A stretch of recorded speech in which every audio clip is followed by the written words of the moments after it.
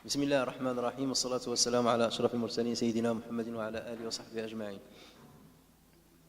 Donc nous allons continuer ce qu'on avait commencé. On était en train de parler des différentes causes qui provoquent l'annulation des ablutions. Et on a dit que les savants les classifient en trois catégories. Il y a ce qu'on appelle ahdath, ça veut dire les choses qui causent directement l'annulation des ablutions. Il y a l'asbab, les choses qui causent d'une manière indirecte l'annulation des ablutions, parce que on soupçonne qu'avec l'apparition de ces choses-là, bien en s'engageant dans des choses-là, il y a moyen de perdre les ablutions, même si on n'en est pas conscient peut-être. Et des choses, des éléments qui ne sont ni ahdath ni asbab. Et on a commencé avec l'ahdath. Et on a dit qu'il s'agissait il y a une définition, c'est ce qui est évacué de manière habituelle par les voies naturelles en bonne santé, à savoir l'urine, les fécès, le gaz naturel, le liquide prostatique, le wadi, le sperme sans jouissance et le hadi. Et on a commencé à expliquer hadath par hadath. Donc on a parlé de l'urine, on a parlé des fécès, on a parlé du gaz intestinal, on a parlé du liquide prostatique, n'est-ce pas? Voilà. Et dernière chose dans le liquide prostatique que j'avais peut-être pas précisé la dernière fois. Alors, c'est ça.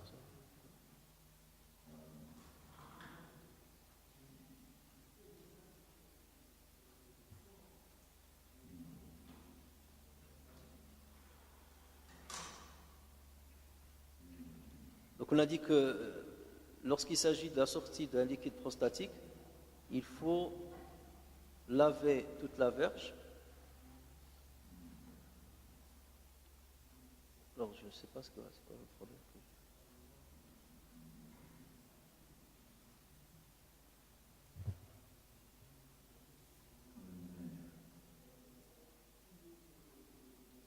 Alors, les bugs informatiques, ça, je ne maîtrise pas. Il y a un problème.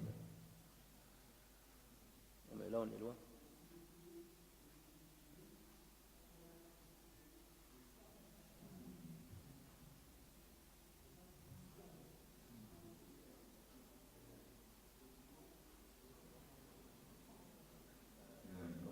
C'est ici.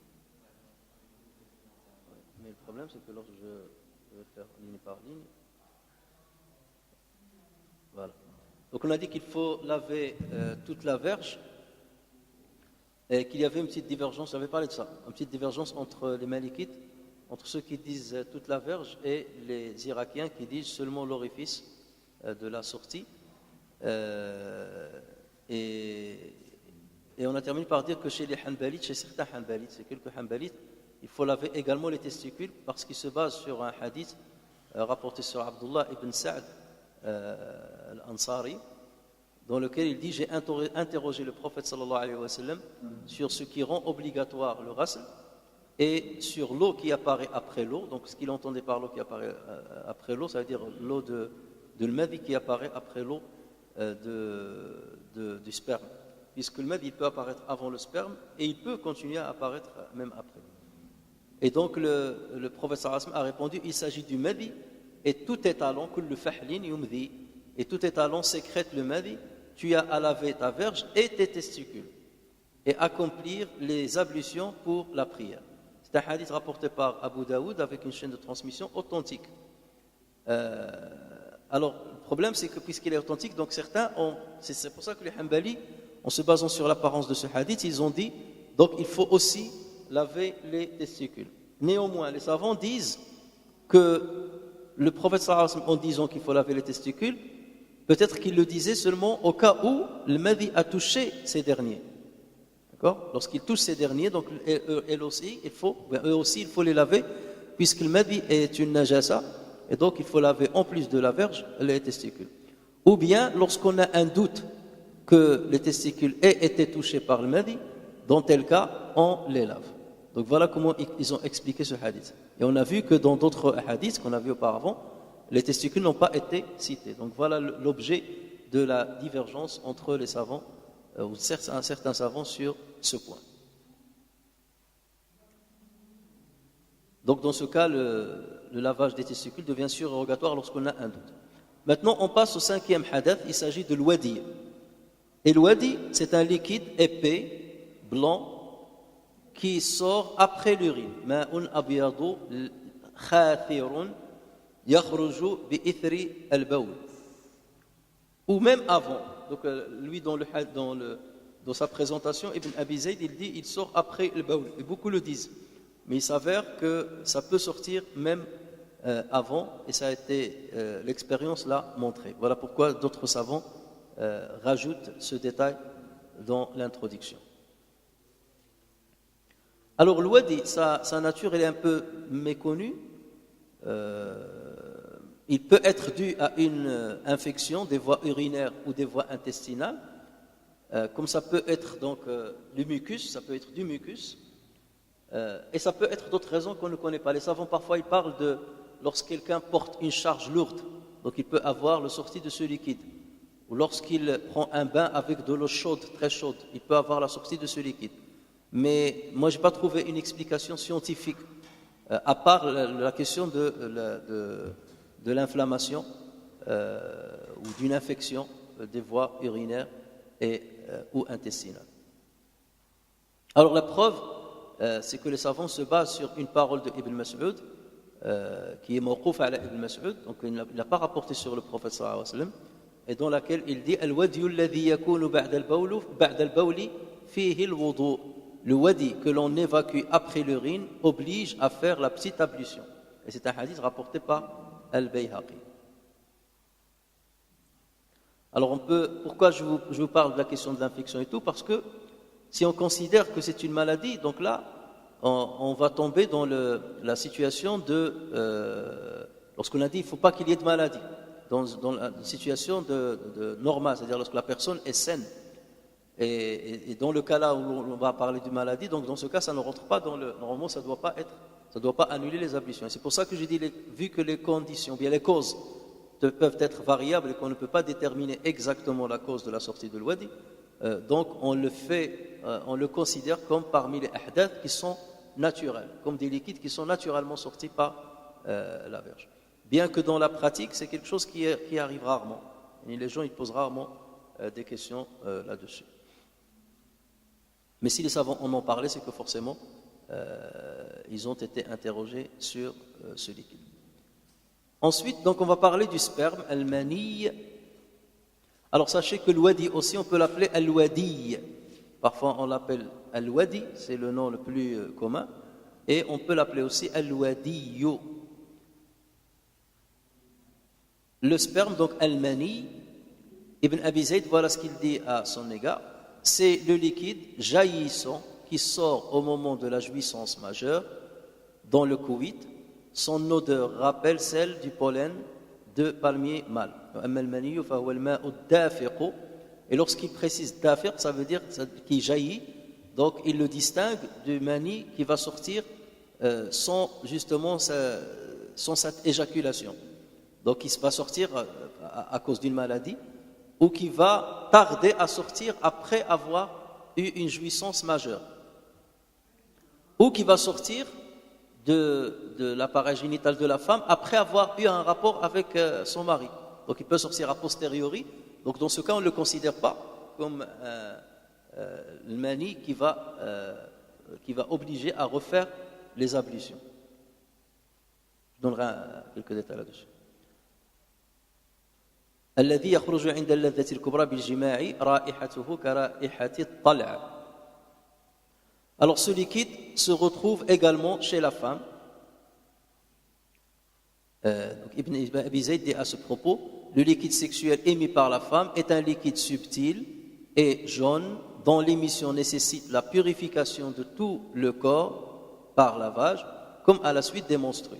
Donc là, vous voyez que Ibn Abi Zayd a introduit cette notion de l'mani, alors que normalement le mani, on ne le cite que lorsqu'il s'agit de l'ghasl, des grandes ablutions. Or nous sommes en train de parler des petites ablutions, et pourtant il l'a cité. Alors pourquoi?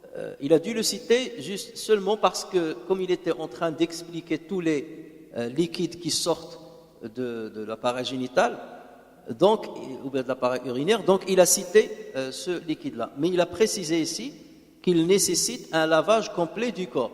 C'est comme si pour dire, c'est-à-dire je l'ai cité entre parenthèses ici, seulement parce que je suis en train d'expliquer tous les produits qui sortent de ces appareils.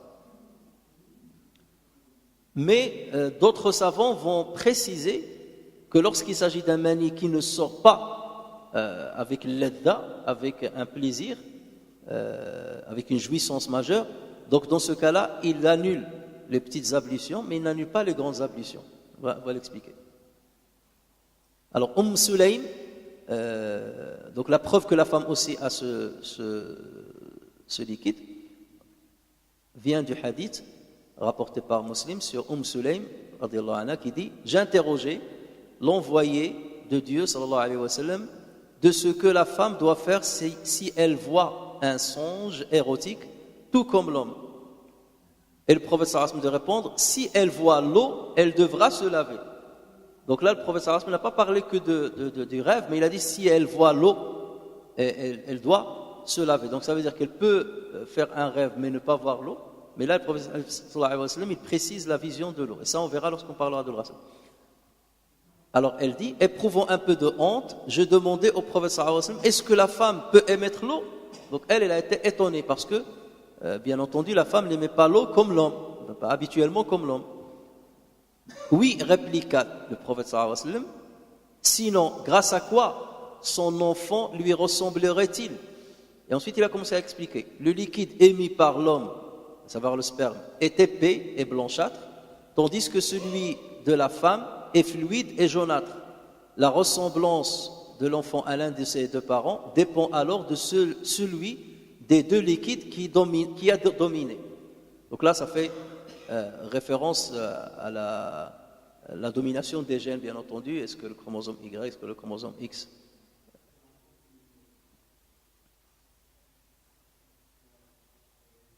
Alors, donc, ce hadith-là prouve que la femme aussi peut émettre ce produit, sauf qu'il est différent de celui de l'homme. Différent au niveau de sa texture, différent au niveau de sa couleur, différent au niveau de la manière de le sécréter. Ibn Abi Zayd précise que l'odeur du sperme rappelle celle de tala'. Alors, bien entendu, les Arabes connaissaient très bien les palmiers, donc c'est pour cela qu'ils les prenaient comme exemple pour expliquer les choses. À notre époque, tu vas dire à quelqu'un ça ressemble à l'odeur de tala', il ne sait même pas déjà le palmier à quoi il ressemble. Alors tala', lui parler de tala', c'est quelque chose qui va l'étonner encore plus. Mais toujours est-il qu'il faut bien entendu expliquer, puisque là il est en train d'expliquer aux enfants c'est quoi ce produit-là. Ils vont découvrir par eux-mêmes une fois ils sont arrivés à l'âge de puberté. Alors, au lieu de dire il s'agit de l'organe mâle, enfin il s'agit du palmier mâle, il s'agit plutôt de la poussière qui se dégage de tala'. Et on va expliquer ce que c'est que tala'. Alors, les dates, il faut savoir que les dates passent par 7 étapes dans leur développement. C'est comme l'embryologie chez les dates. Elle aussi, elle passe par plusieurs étapes. Les savants en comptent, mais les Arabes en comptaient 7. La première étape, justement, c'est celle de tala'. Avant que le fruit ne soit une date, au moment de sa fécondation, juste après sa pollinisation, c'est des tout petits graines. Donc là, on parle de tala'. Et c'est là la spate, vous voyez la spate avec tous ces grains-là, c'est elle qui va dégager une poussière qui aura cette odeur qui ressemble fortement à l'odeur du sperme. Donc tala', c'est l'étape qui commence juste après la pollinisation. La deuxième étape, c'est al-ighrad. Et c'est lorsque la spate s'ouvre et on voit les graines qui deviendront des dattes. Donc là, on commence à voir les futures dattes.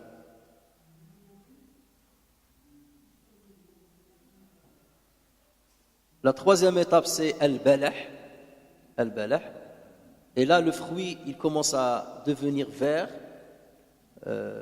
avec une forme ovale et il est alors croquant. Donc là on parle de al-balah. Ensuite on parle de zahou et c'est lorsque le fruit commence à devenir jaune ou rougeâtre.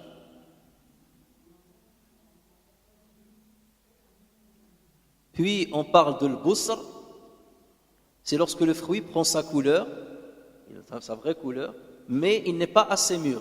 Donc il est encore dur lorsqu'on le consomme.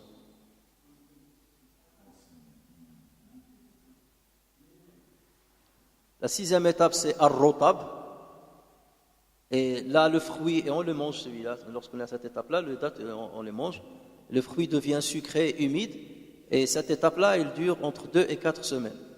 Mais on n'est pas encore, il y a la dernière étape qui est l'étape de tamr, et c'est lorsque le fruit devient tendre, et son enveloppe, elle durcit. C'est comme l'enveloppe, en fait, elle se distingue de l'intérieur. Alors que rotab, c'est difficile de distinguer l'enveloppe de l'intérieur. Il n'est pas encore dur, l'enveloppe elle est encore tendre, comme le noyau, comme l'intérieur, pas le noyau, mais comme la peau quelque part.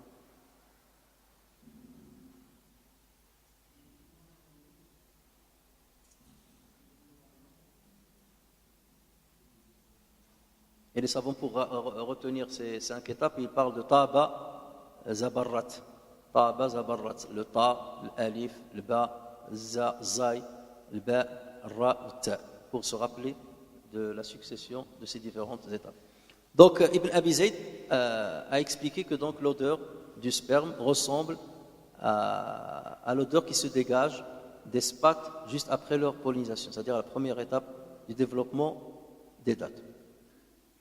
Alors, donc, comme j'ai dit tout à l'heure, le sperme, normalement, n'avait pas à être mentionné dans ce paragraphe ou dans ce chapitre, puisqu'il provoque l'impureté majeure et nécessite al-ghasl.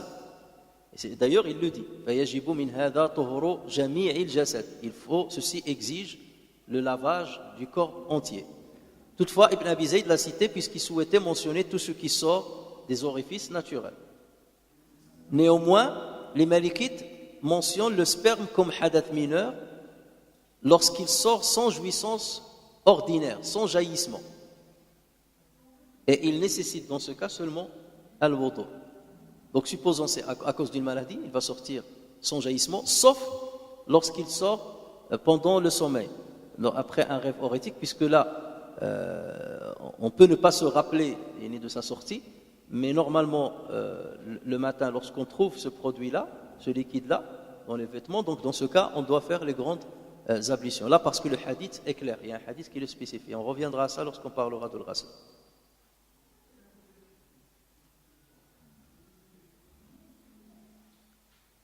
Alors, quand est-ce qu'on peut avoir une sortie de l'mani sans jouissance? C'est le cas d'un homme ou d'une femme qui a eu un rapport conjugal et une quantité de sperme est sortie de son appareil génital après qu'il ait accompli le ghasl.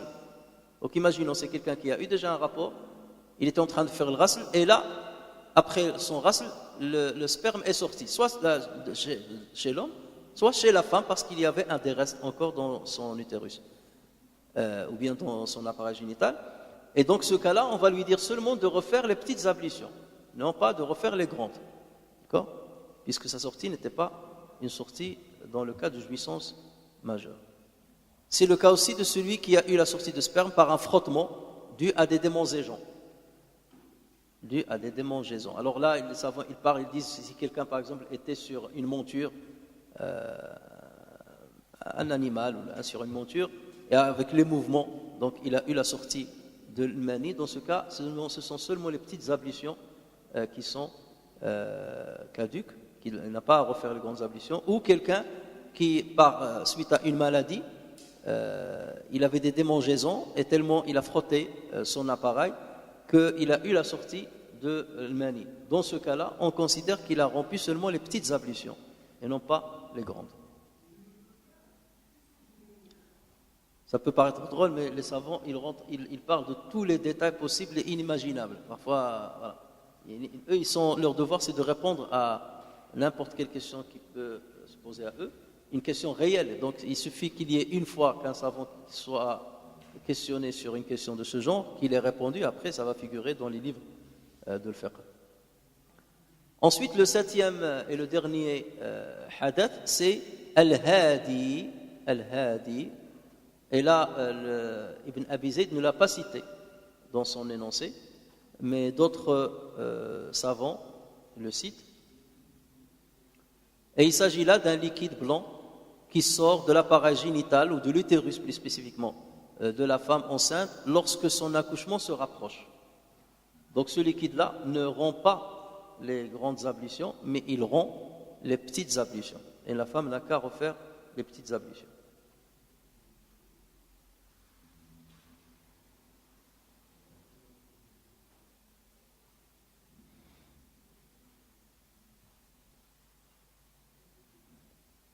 Alors maintenant, on va rajouter un point. Donc on a cité les 7 ahdath. Ibn Abi Zayd, donc il n'a pas cité le 7e. Et il n'a pas cité aussi l'istihada dans le détail. Mais certains savants rajoutent l'istihada, ça veut dire le sang métrorragique, ils le rajoutent comme hadath. Et on va voir l'explication, puisque Ibn Abi Zayd, il ne voulait pas la figurer ici, puisque l'istihada c'est quelque chose qui est exceptionnel. C'est plus une maladie. Donc il n'a pas voulu la faire figurer avec l'ahdath normal. Alors le sang métrorragique, l'istihada, il s'agit de saignement chez la femme dû à une hémorragie et non à la fin du cycle menstruel, ou bien non au cycle menstruel, ce n'est pas du sang menstruel. Et parfois, la femme est capable de distinguer le sang métrorragique du sang des menstrues, et parfois, il n'est pas capable de les distinguer.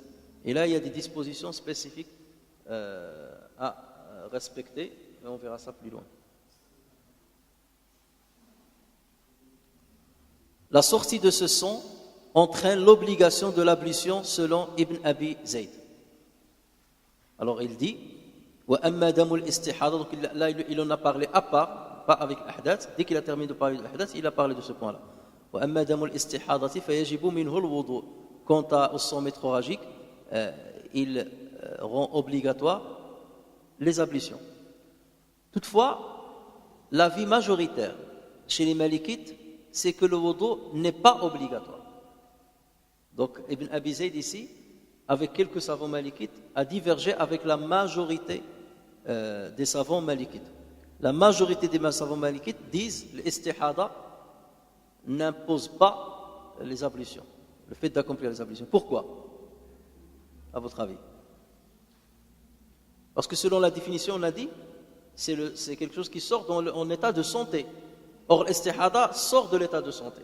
Et puisqu'il sort de cet état de santé, donc ça ne doit pas annuler les ablutions. D'accord? Mais Ibn Abi Zayd, c'est là où il a divergé. Où il a considéré qu'elle annule quand même les ablutions. D'accord? Mais pour la majorité des savants, il n'annule pas les ablutions. Mais ils disent que c'est seulement recommandé. Il est recommandé à la femme de faire les ablutions. Disent-ils, pour que sa prière soit la plus complète possible. Donc c'est pour respecter quelque part. Et ça, les malikites, ils ont cette spécificité. C'est comme pour quelqu'un qui a goûté d'une manière, enfin, qui a bu ou mangé d'une manière involontaire lors du jeûne. Chez la majorité des savants, ils disent son jeûne est valide et il n'a pas à rattraper ce jour-là. Mais les malikites, ils disent son jeûne est valide, mais il rattrape le jour-là. Il rattrape le jour-là, c'est par respect de la sacralité de Ramadan. Ils disent parce qu'il a rompu cette sacralité, même involontairement, donc il refait le jour, même si son jeûne est valide. Donc là, c'est quelque chose de plus qu'il rajoute. D'accord? Même si la logique veut dire que non, puisque le hadith du prophète il est explicite. Ça, c'est un rizq qu'Allah a donné à celui qui a bu ou mangé involontairement. Et donc là aussi, il dit, mais je recommande quand même à la femme de faire les ablutions, même si ce n'est pas une obligation pour elle. Pour que sa prière soit la plus complète, par respect à la prière, quelque part. Alors, en revanche, les ablutions deviennent obligatoires si une autre cause les annule. Ça veut dire une femme qui a le sang métroragique. Lorsque ce sang sort, ses ablutions ne sont pas annulées. Mais si elle a un autre hadath, elle urine, ou bien elle a des gaz qui s'échappent, là, bien entendu, les autres hadath, ils annulent la métroragie. Là, ils annulent les ablutions. Alors la preuve, c'est quoi? La preuve, c'est un hadith rapporté par Muslim, qui a rapporté sur Fatima bint Abi Hubaysh, qui est venu chez le prophète sallallahu alayhi wa sallam et il lui a dit: Ya Rasulallah, inni mra'atun ustahad, fala athur, afa ada'u as-salah. Donc il a dit: cher prophète, je suis une femme dont les écoulements de sang continuent, donc ça m'arrive souvent et longtemps, de sorte que je ne suis jamais pur. Dois-je arrêter les prières? Et il est considéré comme des monstrueux. Et le prophète sallallahu alayhi wa sallam de répondre: innama dhalika irqun. Non, cela provient d'une veine qui saigne, d'une hémorragie. Donc ce ne sont pas les règles. Nous savons très bien que les règles, c'est aussi une hémorragie.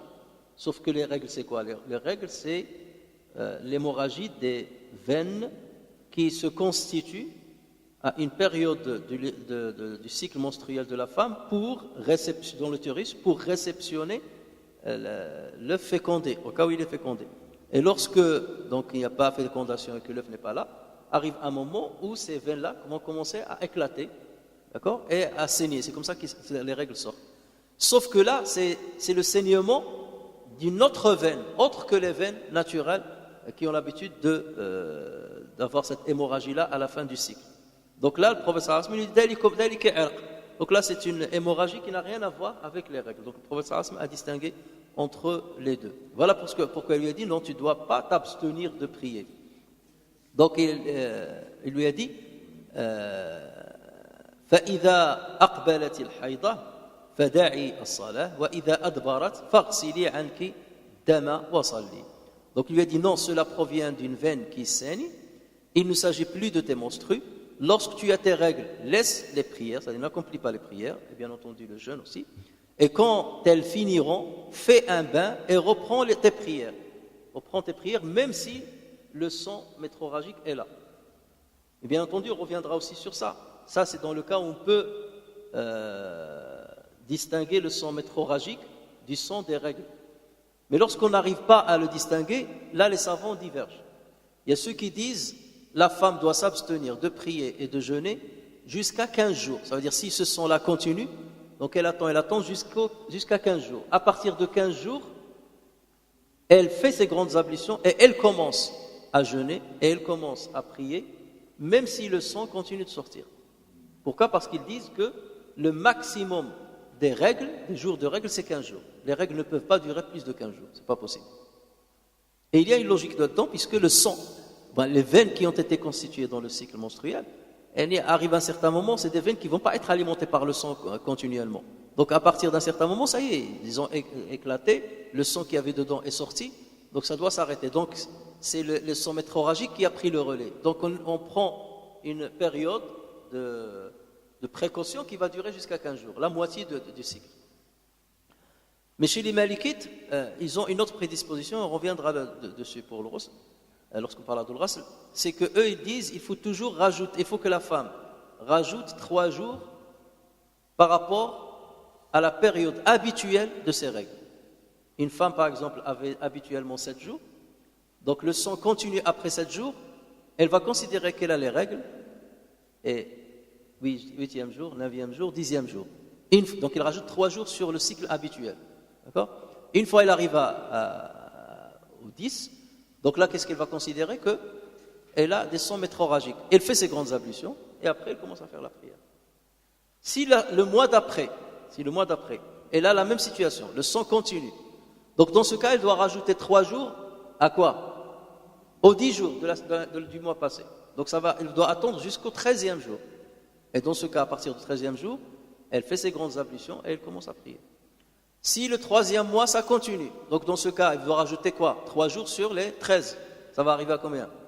À 16. Mais on a dit que la limite, c'est 15. Donc dans ce cas, elle arrête quand même à 15 et elle fait ses grandes ablutions. Donc là, c'est une spécificité de le madhab al-Maliki. On reviendra à ça plus tard. Alors, mais pour les trois autres écoles, et pour Ibn Abi Zayd, la femme qui a le sang métrorragique doit refaire ses ablutions avant chaque prière obligatoire. Donc il n'y a que les Malikites qui divergent, qui spécifient que le sang métrorragique n'annule pas les ablutions. Et quelques Malikites, enfin la majorité des Malikites, mais pas tous, mais la majorité des savants, et les trois autres écoles, ainsi que des Malikites tels que Ibn Abi Zayd, considèrent qu'il faut refaire les ablutions. C'est quoi là la preuve?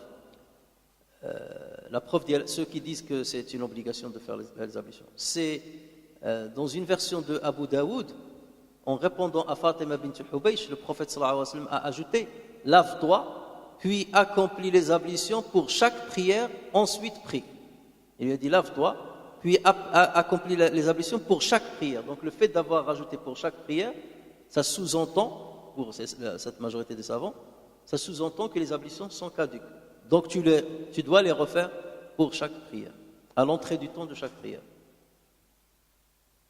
Et ça, c'est une version de Abu Daoud. La version que je vous ai montrée, c'est celle de Muslim. Et ce rajout-là, il est chez Abu Daoud. Donc cet ajout n'a pas été rapporté par Imam Malik dans son Muwatta, et c'est la raison de la particularité de son avis en comparaison avec d'autres écoles. Donc le hadith là, il a été aussi rapporté donc, par Muslim, par Imam Malik dans le Muwatta et par Abu Daoud. Donc il n'y a que Abu Daoud qui a cet ajout. Alors ensuite, Ibn Abi Zayd, si vous voyez le Risala, qu'est-ce qu'il dit après? Il dit: pour la femme atteinte de perte de ce genre et pour l'homme atteint d'incontinence d'urine, l'ablution est recommandée avant chaque prière. C'est ça ce que vous avez dans le livre. Pour la femme atteinte de la perte de ce genre, donc les métrorragiques, et pour l'homme atteint d'incontinence d'urine, l'ablution est recommandée avant chaque prière. Qu'est-ce que vous remarquez là? C'est que Ibn Abi Zayd, il se contredit lui-même.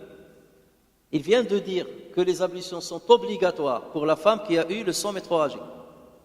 Et là, il est seulement en train de dire qu'il est recommandé qu'il refasse les ablutions.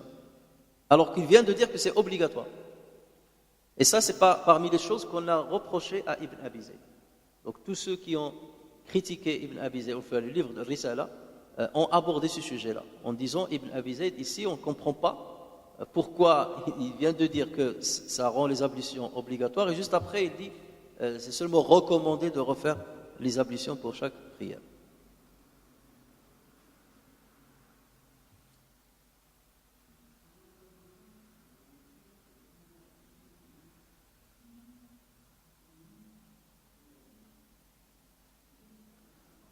Alors, c'est ce que j'ai écrit ici. Dans cet énoncé, s'agissant de la femme qui a l'istihada, Ibn Abi Zayd se contredit, puisqu'il a dit juste auparavant qu'il faut qu'elle se lave. Alors que là, il dit qu'il est recommandé qu'elle se lave pour chaque prière.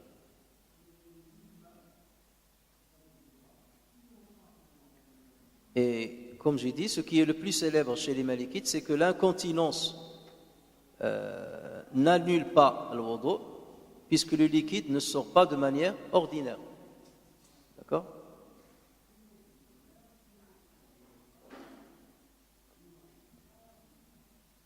Parce qu'on a parlé que le hadith, il faut qu'on soit sain lorsqu'on est malade, donc la sortie des produits dont on a parlé, chez les Malikites, n'annule pas les ablutions.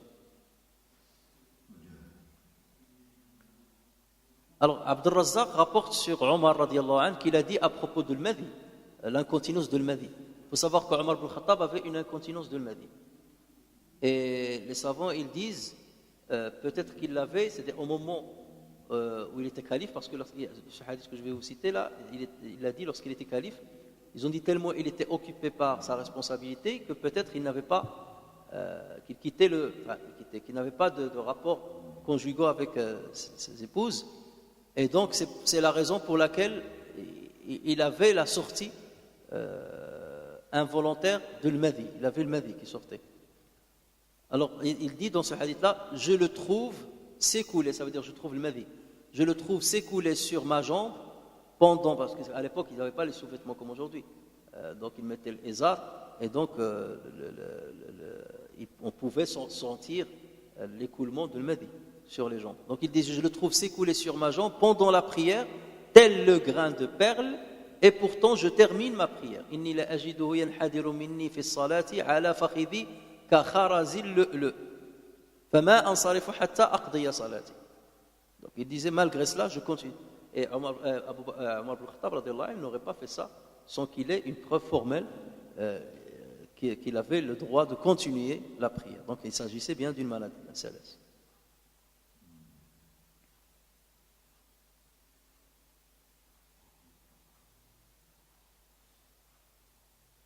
Toutefois, Malik voit qu'il est conseillé à celui qui souffre d'une incontinence de faire l'ablution pour bien accomplir sa prière, toujours, pour bien faire la prière. Ça n'annule pas, mais pour bien faire la prière, c'est bien de faire les ablutions. Alors que les autres écoles, ils disent qu'il faut refaire les ablutions pour chaque prière. Donc là, l'imam Malik, il est beaucoup plus souple à ce niveau-là. Je le dis ici. Les trois autres écoles disent que c'est une obligation d'accomplir le wudu avant chaque prière. Donc là, on parle de salas, de la continence.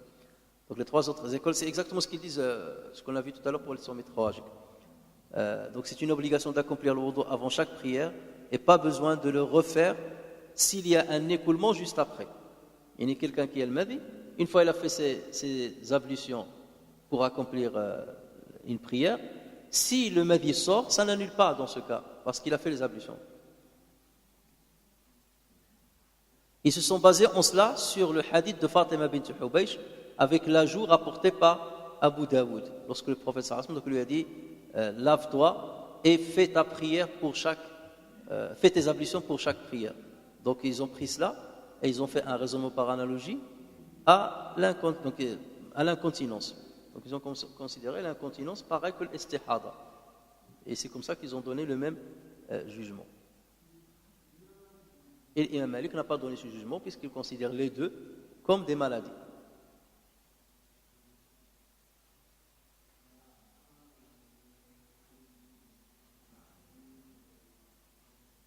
Est-ce que c'est bon jusque-là?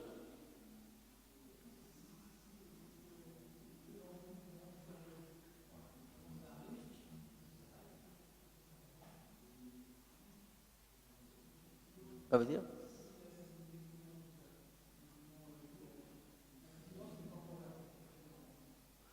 On a parlé déjà de ça lorsqu'on a dit la moitié du temps légal. On a parlé de ça. Voilà. Donc là, on parle de l'incontinence qui a dépassé on a dit que lorsque c'est seulement limité dans le temps et que c'est moins que la moitié du temps légal, là, il annule les ablutions. D'accord? Parce qu'on considère qu'il y a incontinence et une sortie involontaire lorsqu'on dépasse cette moitié du temps légal. Supposons que le temps légal, il est de 14 heures par exemple, même plus. Donc on divise par 2 et on voit. Donc si seulement il arrive qu'une fois, ça lui arrive, je ne sais pas, pendant 1 heure ou quelque chose comme ça. Donc dans ce cas-là, ça annule la prière. Mais une fois il dépasse la moitié du temps légal, ça devient une difficulté pour lui que de refaire à chaque fois les ablutions. Donc là, on va lui dire, dans ce cas-là, tu as la dérogation de ne pas les refaire. Mais on te recommande quand même de le faire avant chaque prière. Tu n'as pas l'obligation, mais on te le recommande. Pour que ta prière soit la plus complète possible. Et par respect à la prière. Donc là, on a terminé avec le premier point qui est celui de al-ahdath. D'accord? Ahdath, c'est-à-dire ce qui cause l'annulation de al-wudu d'une manière directe. D'accord? Donc on a parlé de 8 produits. On a parlé de le bawl, de l'urine, de l'ra'id, les fesses, de gaz, ensuite de l'madi, de al-wadi, de al-mani, de al-hadi. Ensuite, on a parlé de l'istihada, le sang métrorragique. Et le cas de l'incontinence, là, ça c'est pour un petit peu compléter les choses. Il y a la sortie de ces ahdath d'une manière anormale. Alors maintenant, on va passer au deuxième deuxième sous-chapitre, c'est l'asbab.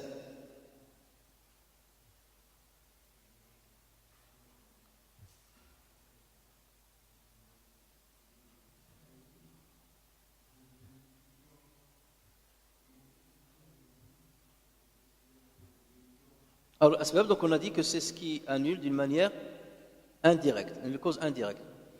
Alors, ce sont des causes qui laissent supposer la possibilité de l'ahdath. Ils laissent supposer la possibilité de l'ahdath. C'est-à-dire, ce n'est pas un hadath, mais lorsqu'elles arrivent, on doute, on a un fort doute et on suppose qu'il peut y avoir al-hadath. Mais on peut en être inconscient. Vous allez me dire, mais dans ce cas-là, pourquoi supposons que c'est seulement une supposition. Par exemple, on va le citer tout à l'heure, le sommeil. Je dors. Donc lorsque je dors, je dors profondément. Donc je suppose que le gaz peut s'échapper. Alors l'urine et tout ça, c'est moins probable. Mais pour le gaz, par exemple, ça suppose que le gaz peut sortir. Donc on est dans le doute. Pourquoi dans ce cas se baser sur le doute? Là, il y a une règle chez les principologues, qaïda fiqhiyya, on dit al-madhinnatu tunazzalu manzilata al-ma'inna. Al-madhinnatu tunazzalu manzilata al-ma'inna, qu'on peut traduire par le doute, ou la supposition plutôt, la bonne traduction. La supposition prend la place de la certitude. La supposition prend la place de la certitude. Donc c'est ce principe-là fondamental que vont utiliser les savants. Parce qu'il y a supposition qu'il y a échappement des gaz, donc on va considérer qu'il s'est échappé. Un autre exemple. Imagine, nous savons très bien que lorsque quelqu'un est en voyage et que son voyage dépasse 81 km, il a certaines dérogations. Les dérogations du voyageur, n'est-ce pas? Au niveau de sa prière, au niveau du jeûne. N'importe qui peut venir aujourd'hui et dire oui, mais maintenant nous sommes dans... Pourquoi Allah Azza wa Jalla nous a donné cette dérogation? C'est parce que le voyage peut provoquer des difficultés.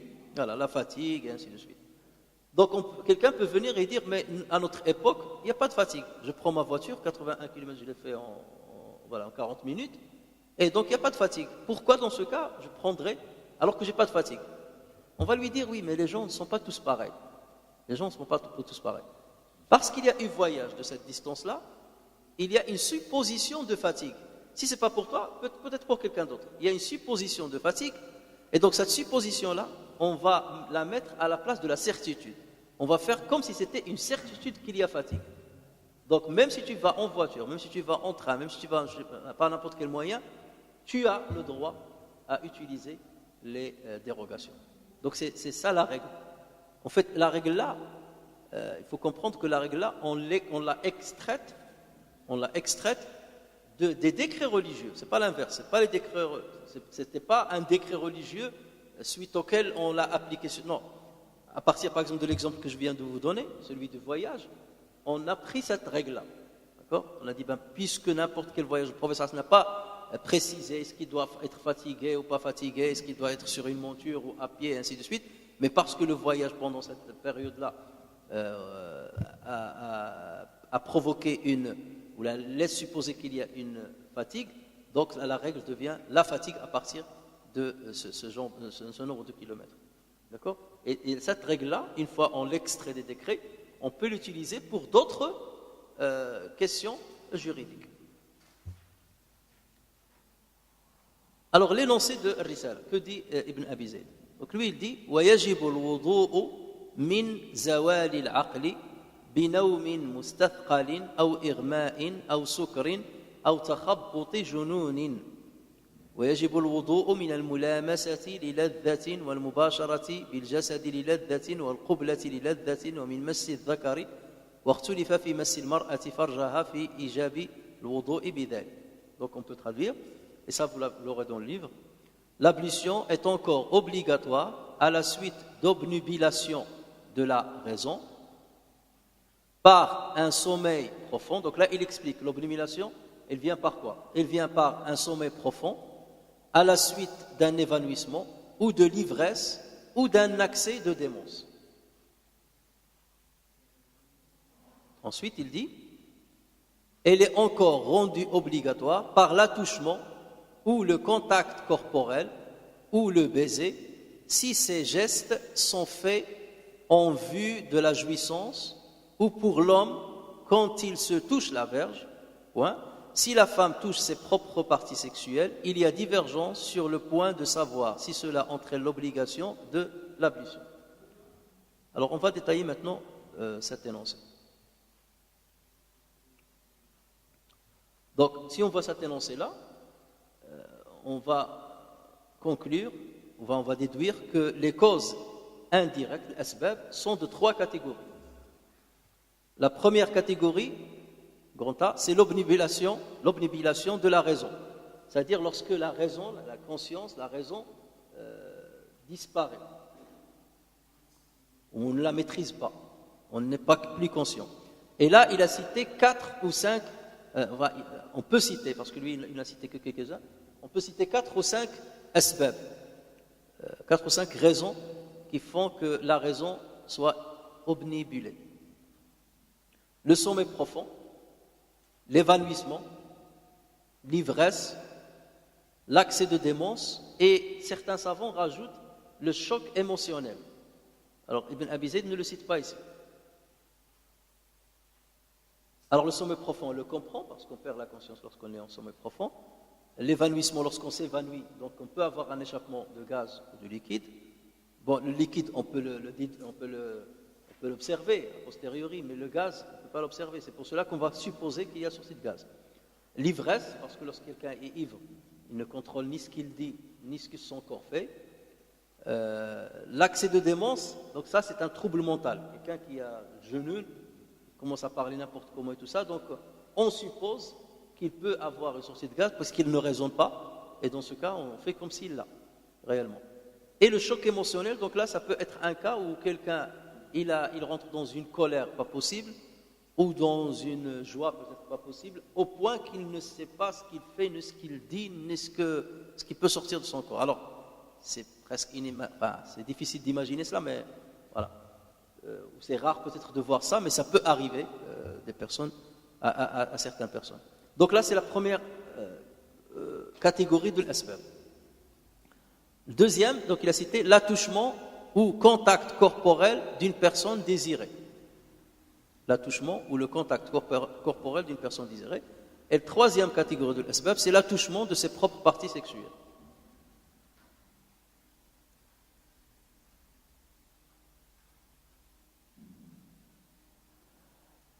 Dans certains compendiums, ils ne citent pas le 3 là, ils citent même les causes, les causes secondaires que j'ai parlé, le sommeil, l'évanouissement, ils les citent comme des causes. Donc eux, ils vont dire, il y a 7 choses 7 asbab.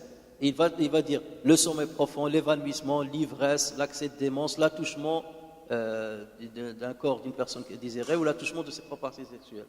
Et d'autres, ils vont dire, il y a 3 asbab. Mais dans le premier sabab, il y a des causes. Le sabab, c'est le fait de perdre la conscience. Et comment on perd la conscience? Donc voilà les causes de la perte de la conscience. D'accord? Donc c'est des sous-catégories. Donc là, ils vont classer que 3. Et vous, dans d'autres compendiums, vous allez trouver 7. Donc sachez qu'on parle exactement de la même chose. C'est seulement une question de classification. Est-ce qu'on classifie en catégorie ou en sous-catégorie?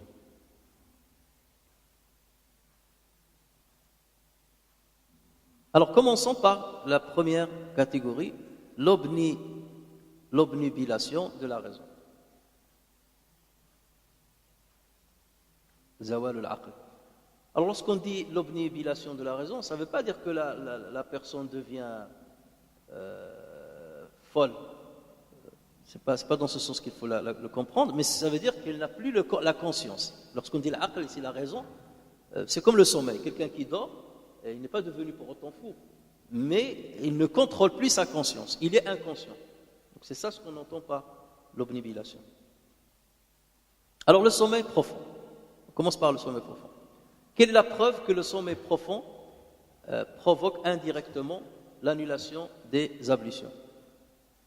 Allah Azza wa Jal dit dans le Coran, يا أيها الذين آمنوا إذا قمتم إلى الصلاة فاغسلوا وجوهكم وأيديكم إلى المرافق, ainsi de suite.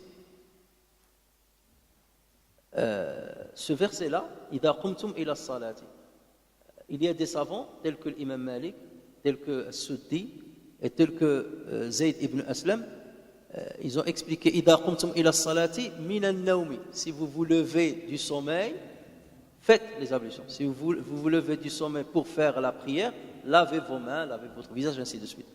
Donc, إذا قمتم إلى الصلاة, إذا قمتم, si vous vous levez pour la prière, vous vous levez de quoi? Donc, eux, ils ont dit que vous vous levez du sommeil. D'accord? Bien entendu, beaucoup n'ont pas expliqué le verset de cette manière. Lorsqu'ils ont dit إذا قمتم إلى الصلاة, c'est-à-dire si vous vous apprêtez à faire la prière, faites les ablutions. Mais certains savants l'ont expliqué si vous vous levez du sommeil. Alors, pour ceux qui ne prennent pas en compte ce verset-là, bien entendu, ils vont prendre les hadiths qui vont venir et qui sont explicites à ce sujet. Parmi lesquels, le hadith rapporté par Nasa'i, par Tirmidhi, par Ibn Majah, par Imam Ahmed, et Tirmidhi, il dit c'est un hadith Hassan Sahih, sur Safwan ibn Assal, radiallahu anhu, qui dit Kana Rasulullah sallallahu alayhi wa sallam ya'muruna, on l'a déjà cité, إذا كنا على سفر ألا ننزع خفافنا 3 أيام ولياليهن إلا من جنابة ولكن من غائط وبول ونوم.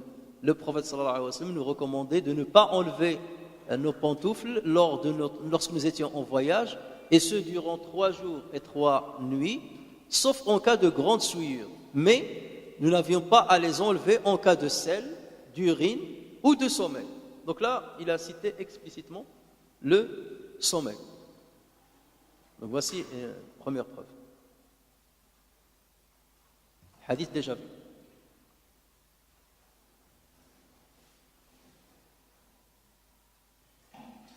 Le deuxième hadith, c'est un hadith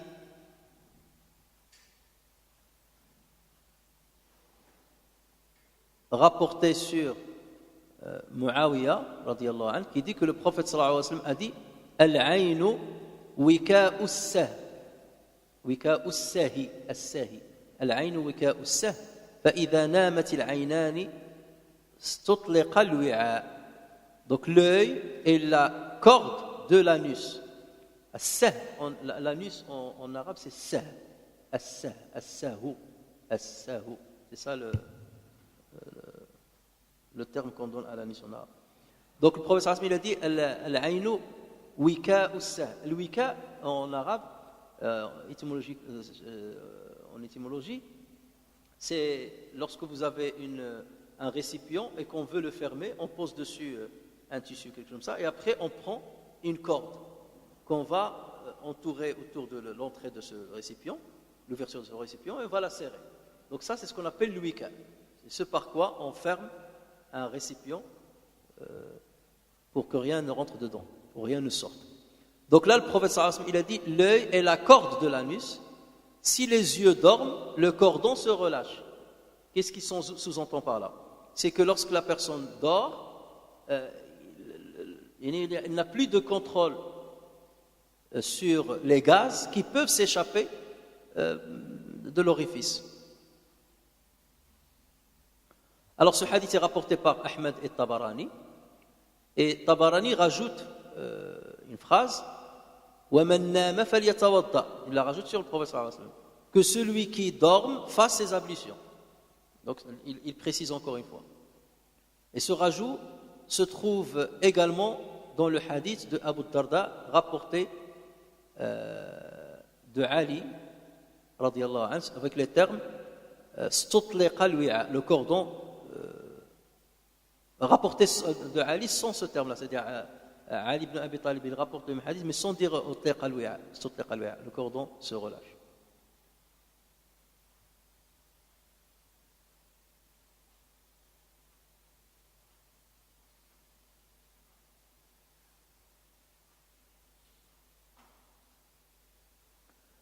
Toutefois, chacun des deux chaînes là que je viens de citer est qualifié par les spécialistes de hadith comme faible. Mais rappelez-vous, lorsqu'on a dit que lorsqu'on dit que le hadith est faible, ça ne veut pas dire que le prophète sallallahu alayhi wa sallam ne l'a jamais dit. Mais au vu des autres hadiths, bien entendu, qui sont authentiques, comme celui qu'on a cité tout à l'heure, donc on comprend que le sommeil suppose la sortie des gaz, et dans ce cas, on considère comme s'il est sorti, et on considère qu'il annule les ablutions.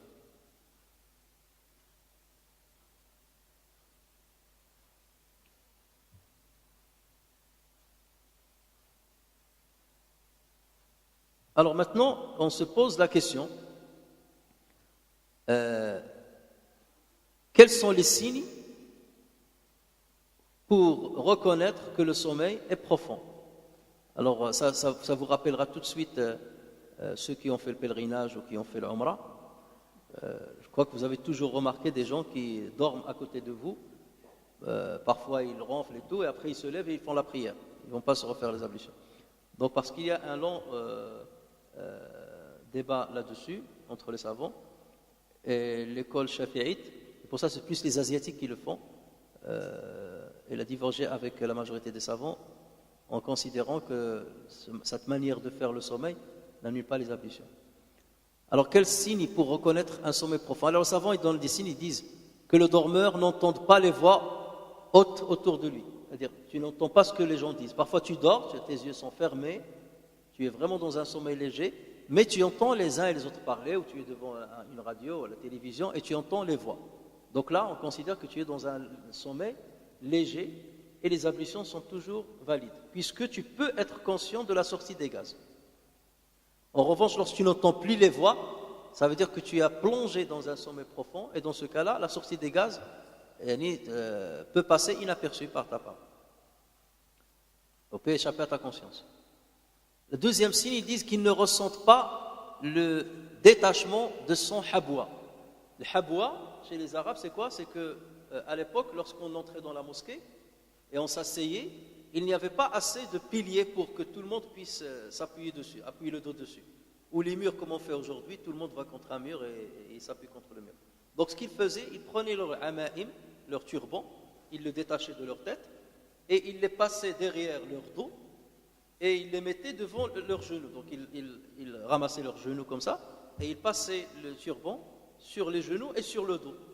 D'accord? Et après, il tient parfois soit il le ligotait un petit peu, soit il tient le turban. Donc, lorsqu'il reste assis longtemps et qu'il commence à somnambuler, à un certain moment, lorsqu'il dort, donc soit ses mains se relâchent, soit le nœud qu'il a fait se relâche. D'accord? Et dans ce cas, le habwa s'ouvre. Donc, s'il se réveille, qu'il trouve que le habwa, que le turban s'est détaché, sans qu'il soit réveillé, là, on va lui dire, tu es rentré dans le sommeil profond. Donc ça, ce sont des signes que des savants ont dit pour dire, tu es tombé dans le sommeil profond, tu es plongé dans le sommeil profond. Ou bien ils disent qu'ils ne ressentent pas qu'un objet est tombé de sa main. Quelqu'un qui avait une subha dans sa main, un chapelet dans sa main, qui est tombé, il ne s'est pas rendu compte, il se réveille, il trouve le chapelet par terre, ça veut dire que tu es plongé dans le sommeil profond, donc tu dois refaire les ablutions. Ou bien tu avais ton téléphone et tu le trouves tombé.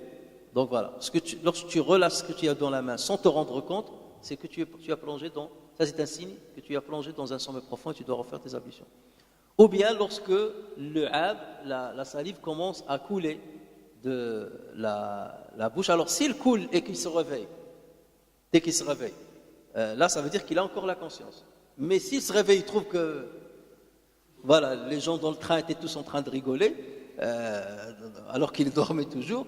Donc là, ça veut dire qu'il n'a pas ressenti la sortie de la salive, et dans tel cas, il était dans le sommeil profond. Il faut qu'il refasse les ablutions. Donc ça, ce sont des signes que les savants donnent pour préciser à partir de quand on considère qu'on est dans un sommeil profond. Oui, il faut savoir que les Arabes, là, ils ont spécifié les étapes du sommeil, ils sont arrivés jusqu'à 10 étapes du sommeil.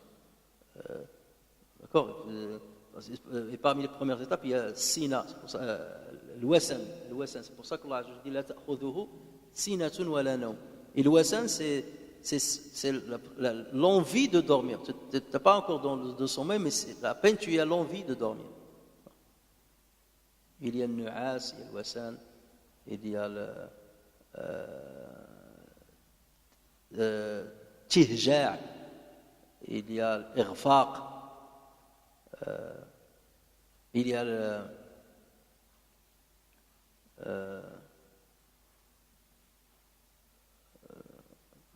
الهجع كانوا قليلا من الليل ما يهجعون. Donc ils ne dormaient pas profondément dans la nuit parce qu'ils avaient toujours dans leur tête, je dois me réveiller pour faire le fajr, pour faire la prière de fajr. Donc ils ne plongeaient pas dans un sommeil profond. Ou bien ils faisaient tellement la prière de la nuit qu'ils ne dormaient pas assez. Et là, les Arabes, ils ont classé en 10 catégories. Mais les savants de fiqh n'ont pas repris cette classification des Arabes dans leur livre. Alors, le sommeil léger n'annule pas les ablutions lorsqu'il dure dans le temps, et il est juste recommandé. Il n'annule pas les ablutions, et lorsqu'il dure dans le temps, il est juste recommandé de le refaire. Donc, le sommeil léger n'annule pas les ablutions, mais lorsqu'il dure, tu es dans un sommeil léger. Comme tout à l'heure, certains frères, maintenant ils sont bien réveillés, ils étaient dans un sommeil léger, ils entendent ma voix, ils ferment les yeux, mais on voit qu'ils sont dans un sommeil, mais ils sont conscients. Ils sont conscients. Et la meilleure manière de les réveiller, c'est de les humilier devant tout le monde. Là, on avait ça à la fac, on avait un prof qui était un peu dur ici en France, et lorsque quelqu'un dormait, alors là, il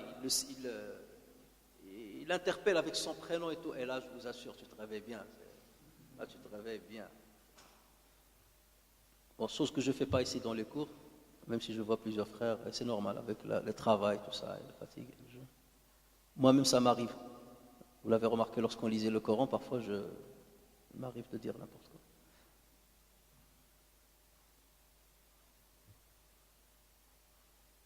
Alors, quelles sont les preuves sur le fait que on a combien passé de temps? 5 minutes?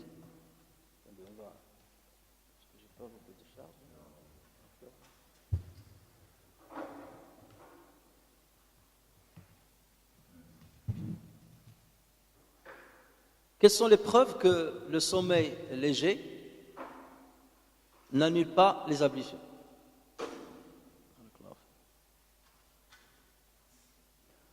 Alors on rapporte sur Anas ibn Malik radiyallahu anhu que les compagnons du prophète sallallahu alayhi wa sallam de son vivant restaient dans la mosquée après la prière de l'Maghrib pour attendre celle de l'Isha. Donc ça vous montre que c'était une habitude chez eux, que de rester entre le Maghrib et l'Isha à attendre la prière de l'Isha.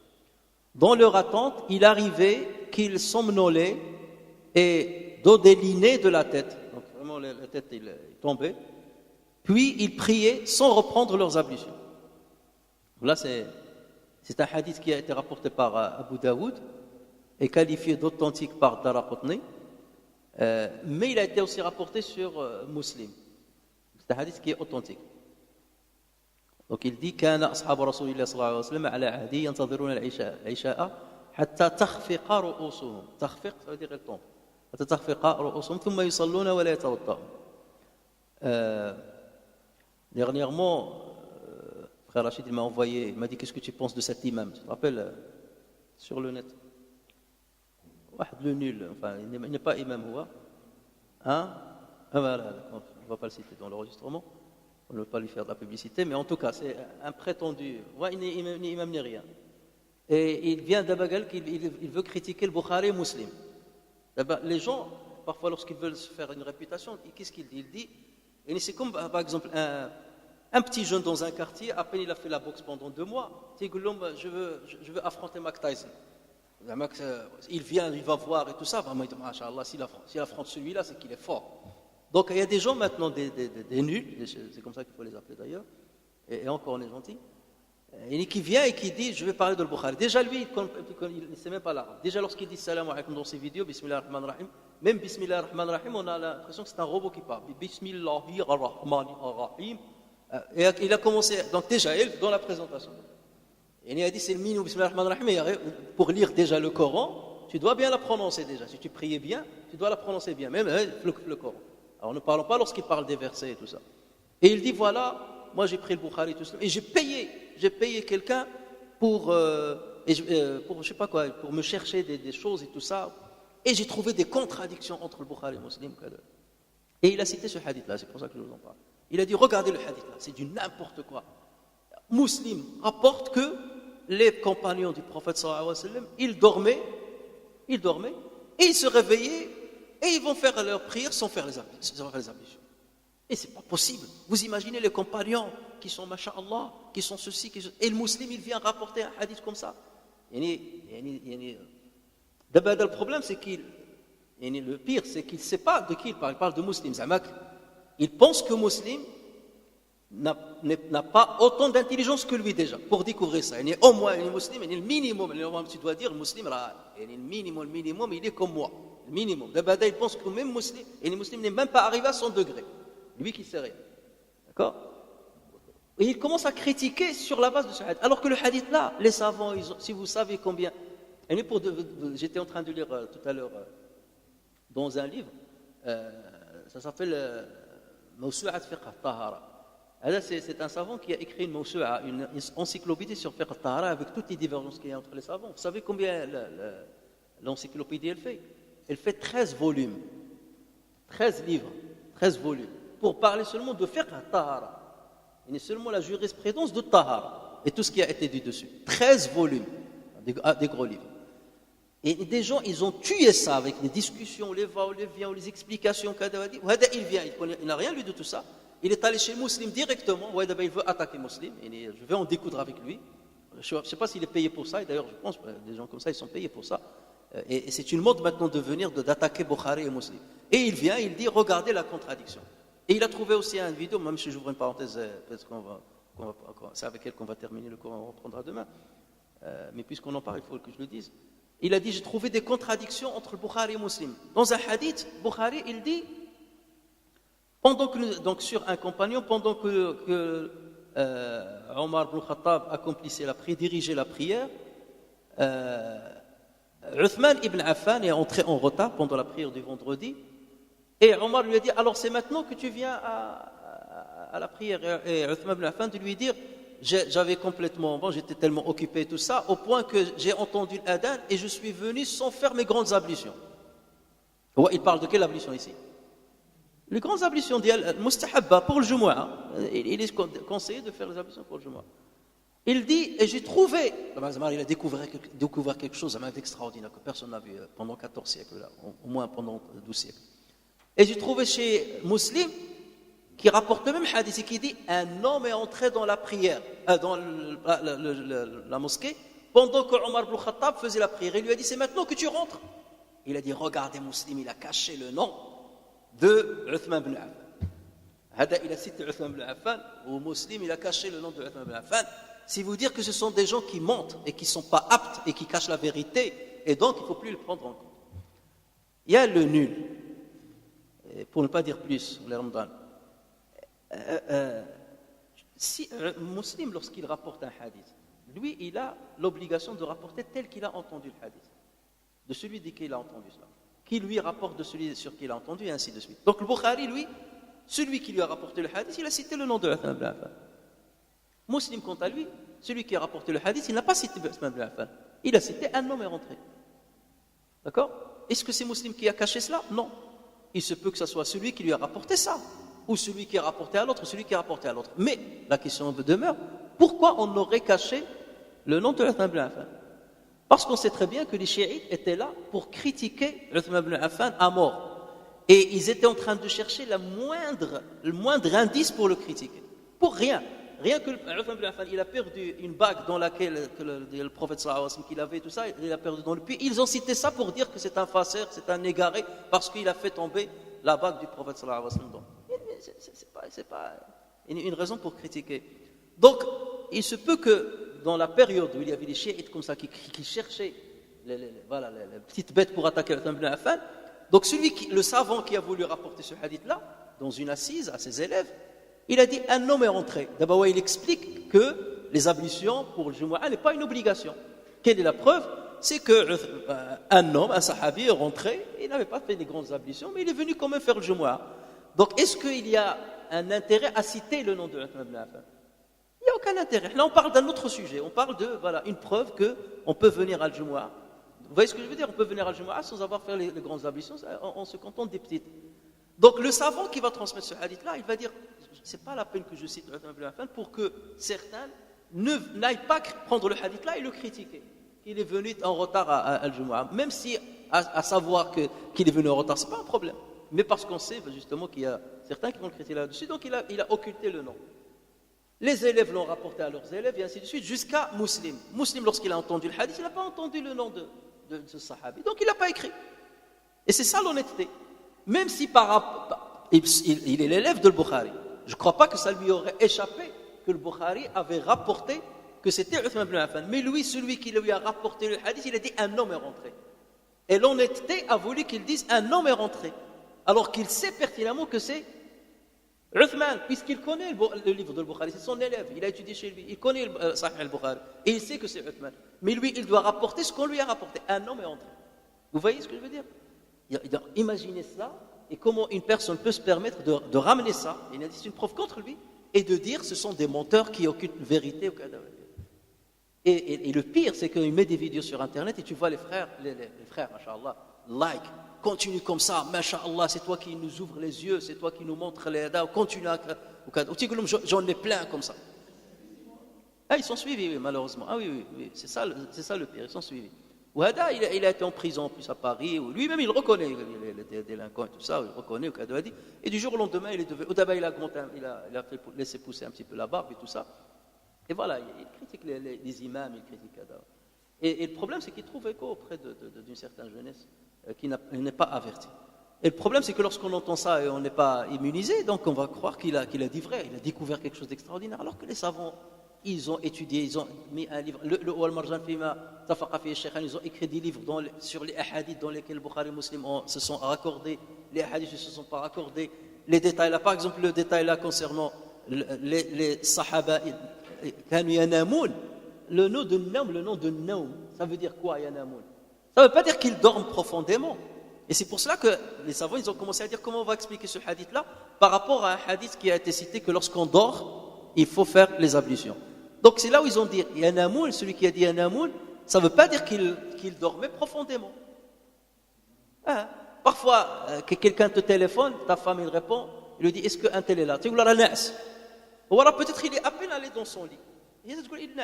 Ça ne veut pas dire qu'il est en train de dormir. Ça veut dire qu'il est parti dormir. Donc même lorsqu'on dit Yanamoun, ça veut dire soit la tête est en train de se pencher, soit il somnole, soit. Hein? Non, ouais, ils sont rentrés dans un sommeil. Mais après, est-ce qu'il est léger ou profond? Forcément, ça ne peut être que léger. Il y a certains qui ont supposé, ils ont dit, on va prendre à la lettre ce qui a été apporté de le hadith. Ben, c'était un sommeil profond. Mais ce hadith-là est abrogé, puisque après, le prophète m'a expliqué que lorsqu'on dort, il faut faire les ablutions. Il y a ceux qui sont allés le plus loin, ceux qui ont supposé que c'était vrai. D'accord? Que c'était peut-être à une époque où la question de le sommeil n'annulait pas, n'était pas considéré comme une annulation des ablutions. Mais la majorité, ils ont dit ça veut dire que le sommeil était léger. D'autant plus qu'il y a des hadiths qui rapportent que, parce que cette situation était répétitive, donc plusieurs hadiths parlent de cet état-là, que des compagnons dormaient, parfois entre le Maghrib et l'Isha, et certains faisaient les ablutions, certains ne les faisaient pas. Ça suppose quoi? Ça suppose que ceux qui ont refait les ablutions, ils l'ont refait peut-être parce qu'ils ont senti que leur sommeil était profond. Et ceux qui ne l'ont pas refait, ils ont senti que leur sommeil n'était pas profond. Et c'est là où les savants vont rentrer, ils vont dire, ça suppose quoi? Ça suppose que ça veut dire qu'ils étaient assis. Et parce qu'ils étaient assis, ils avaient les fesses sur le sol. Donc ça veut dire qu'ils bloquaient la sortie des gaz. Et c'est là où certains savants, on parlera de ça demain. Certains disent, est-ce qu'il est incliné? Est-ce qu'il a une fesse qui est sur le sol et l'autre non? Ils sont entrés dans énormément de détails. Je vous parle des pages et des pages qui ont été écrites. Et si ce monsieur-là avait commencé par la science, là où on commence, normalement, il aurait lu ça déjà auparavant. On parle de choses qui sont enseignées aux enfants. Hein. D'accord? Il aurait su ça à l'âge de l'enfance, donc il ne se serait jamais permis d'aborder ce hadith-là, parce que les savants en ont parlé en long et en large. Ouais, il vient, il dit, j'ai découvert quelque chose, donc il ne faut plus prendre le Bukhari et Muslim. Mais qu'est-ce qu'on prend en compte? Prenez-moi en compte, je vais vous montrer ce que c'est que l'islam. Avec Bismi Allah Ar-Rahmani Ar-Rahim. C'est comme ça qu'il va nous expliquer l'islam. Hasbunallah wa ni'mal wakil. Donc on continuera tout cela demain, Inch'Allah. Barakallahu fiik.